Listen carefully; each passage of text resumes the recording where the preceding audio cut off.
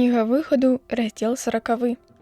І прамовіў Господ да Маісея, гаворачы: У першы дзень першага месяца паставіш скінію, палатку сустрэчы, і паставіш у ёй каўчэг сведчання, накрый яго пакрывалам, і калі унясеш стол, пакладзі на яго тое, што прадпісана па традыцыі. Падсвечнік хай стаіць з лямпамі сваімі, і залаты ахвярнік для каджэння хай стаіць перад каўчэгам сведчання. І памясці пакрывала пры ўваходзе ў скінію, і ахвярнік целаспалення перад палаткай сустрэчы. І пастаў таз паміж палаткай сустрэчы і ахвярнікам, і напоўні яго вадою. І акружы понадворак пакрываламі, і размясці пакрывала ў браме яго. І узяўшы алею намашчэння, памаж скінію і ўсё, што ў ёй, і асвяці яе з яе пасудзінамі, і будзе яна святыняй.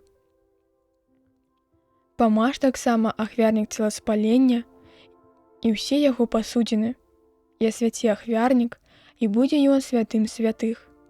І памаж таз з падножам яго, і асвяці яго, і правядзі Аарона і яго сыноў да ўваходу ў палатку сустрэчы, абмытых вадою, апрані Аарона ў святыя шаты, намасці і пасвяці яго, каб служыў мне святаром. Прывядзі сыноў яго і апрані ў шаты, і намасці іх, як намасціў іх бацьку, каб служылі яны мне святарамі. І намашчэнне іх будзе ім у вечнае святарства у іх пакаленнях. І Маісей зрабіў усё, як яму загадаў Господ, так і зрабіў. Такім чынам, у першы месяц другога года, у першы дзень месяца паставілі скінію. І паставіў яе Маісей, і паклаў падножы, і дошкі, і жэрдкі, і слупы паставіў, і зрабіў палатку над скініяй, накрыўшы яе пакрыццём зверху, як загадаў Господ Маісею. Ён узяў сведчанне і паклаў яго ў каўчэг, і, прасунуўшы скрозь жэрдкі, накрыў зверху перамольняй. І калі ўнёс каўчэг у скінію, ён павесіў перад ім пакрывала, як загадаў Господ Маісею. Паставіў і стол у палацы сустрэчы на паўночным баку скініі перад пакрывалам. Разлажыўшы перад абліччам Господа па парадку хлябы пакладныя, як загадаў Господ Маісею. Паставіў і падсвечнік у палацы сустрэчы насупраць стала ў паднёвай частцы, размясціўшы лямпы па парадку, як загадаў Господ Маісею.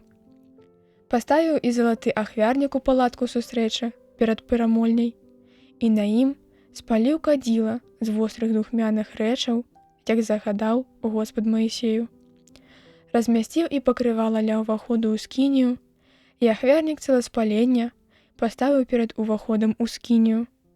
У палатку сустрэчы, ахвяруючы на ім целаспаленне і ахвяру, як загадаў Господ Маісею.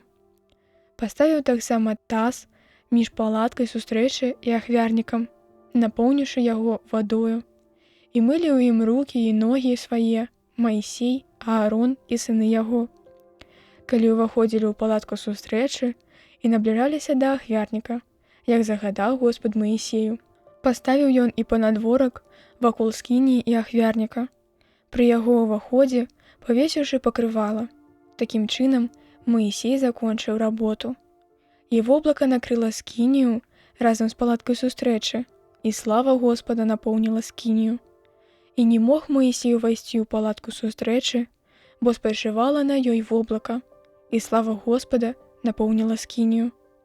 Калі воблака падымалася над палаткай, сыны Ізраіля пускаліся ў дарогу ва ўсякіх абставінах, а калі воблака не падымалася, не пускаліся яны ў дарогу аж да дня, пакуль не падымалася воблака, бо ўдзень пакрывала скінію воблака Господа, а ўночы свяціла, быццам бляск агню, на вачах усяго дома Ізраіля у час усіх іх вандровак.